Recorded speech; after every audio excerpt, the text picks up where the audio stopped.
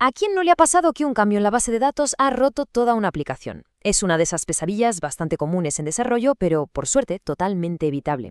Hoy vamos a ver cómo el sistema de migraciones de Django transforma ese caos en un proceso seguro, predecible y que nos permite hacer evolucionar nuestros esquemas de datos sin miedo. Y claro, esto nos lleva a plantearnos una pregunta que es fundamental para cualquier equipo. ¿La base de datos es un riesgo o es un activo? Porque si se gestiona mal, se convierte en una fuente constante de errores, de inconsistencias, vamos, un dolor de cabeza. Pero si se usan las herramientas adecuadas, es el pilar sobre el que se construye una aplicación sólida y fiable. A ver, vamos a ponerlo cara a cara para que se vea bien la diferencia. Por un lado, la gestión manual con SQL. Eso es como caminar por un campo de minas. Hay una probabilidad altísima de que haya discrepancias entre entornos, el historial de cambios está desperdigado por ahí y encima requiere que la gente tenga acceso directo a producción, con el peligro que eso conlleva. Y frente a eso, el sistema de Django. ¿Qué nos da? Pues consistencia garantizada, un historial completo dentro de Git para una trazabilidad perfecta, despliegues automáticos y, ojo, la capacidad de revertir cambios de forma nativa. Es que la diferencia es sencillamente abismal. No hay color.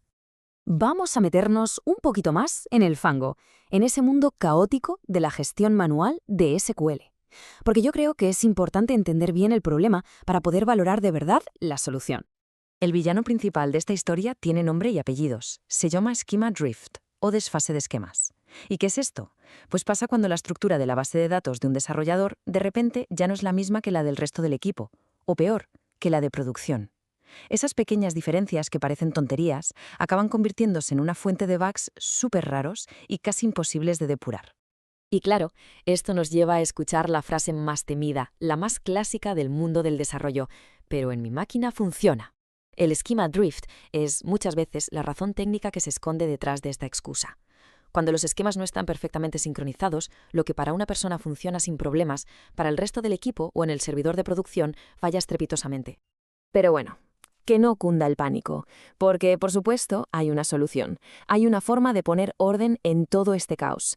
Y la solución pasa por tratar el esquema de la base de datos como lo que en realidad debería ser, código. Y aquí es donde entra la magia de las migraciones de Django. ¿Qué es una migración exactamente? Pues, para que nos entendamos, es un archivo de Python. Un simple archivo que describe un cambio en la base de datos, pero lo hace de forma declarativa, sin SQL puro y duro. Y esta es la clave. Como es código, se puede versionar con Git, se puede revisar en una pull request y se comparte con todo el equipo. El esquema pasa a ser parte del proyecto. La analogía perfecta, la que lo resume todo, es esta. El sistema de migraciones de Django es como tener Git para tu base de datos.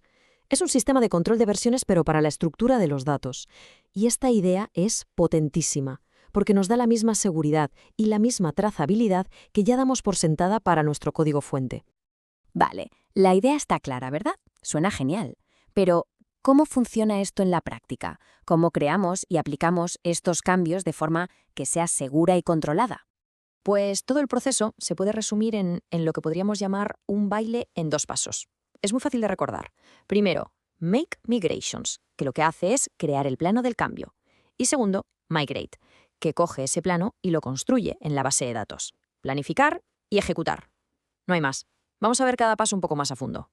El primer paso, Make Migrations, es el arquitecto. Django tiene un componente súper inteligente, el autodetector, que básicamente compara los modelos que hay en el código con el último estado conocido de la base de datos. Si detecta cualquier diferencia, un campo nuevo, una tabla que ya no está, genera automáticamente un nuevo archivo de migración con las instrucciones necesarias, como Create Model o Add Field. Es el que diseña el plan.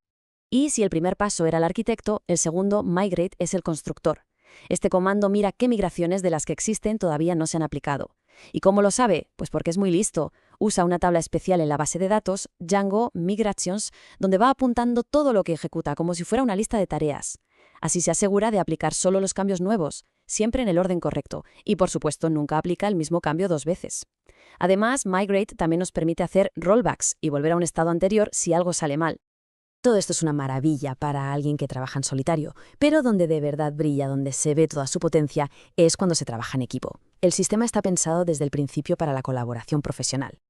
Un problema súper común. 2 personas, cada una en su rama de Git, crean una migración para la misma aplicación. Cuando intentan juntar el trabajo, Conflicto. Django detecta que las historias no cuadran. Bueno, pues la solución es elegantísima. Se ejecuta Make Migrations Merge y Django solito crea una tercera migración de fusión que reconcilia las dos historias y pone orden. Problema resuelto.